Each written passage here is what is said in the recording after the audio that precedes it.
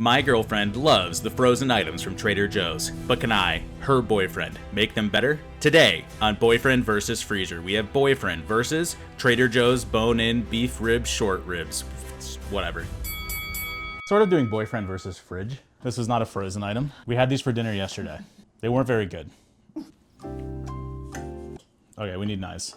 Now, in Trader Joe's defense, they do fall off the bone, but it's not like cutting through butter when you're actually cutting it.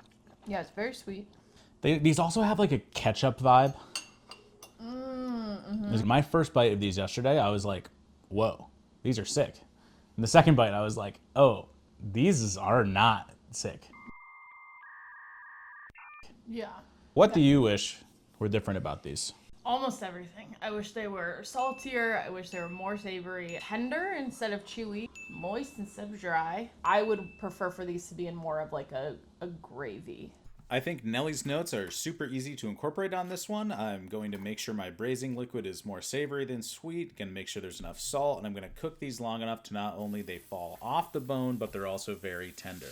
I chopped up an onion, celery, and garlic before I trimmed up my short ribs and seasoned all sides. I rendered down the trimmings to use that beef tallow to sear the short ribs. Then I added my veg, half a can of tomato paste, and cooked that out before adding half a bottle of red wine, rosemary, thyme, oregano, and whole peppercorns.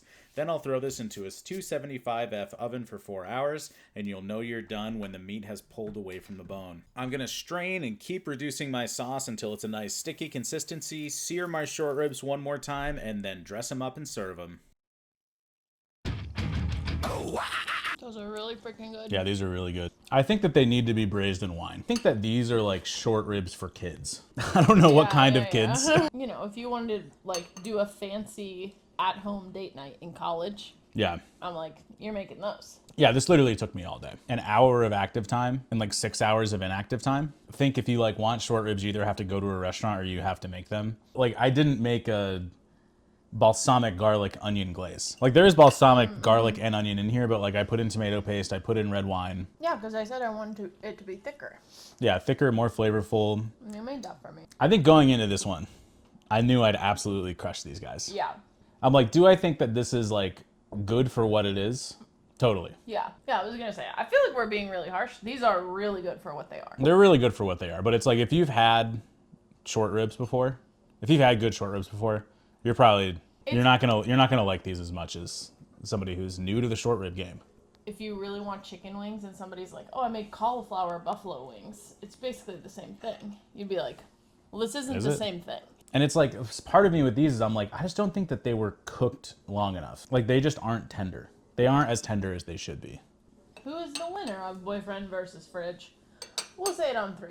1, 2, 3. Boyfriend. Yay! I'm back on top. We weren't as charming in this one, I think.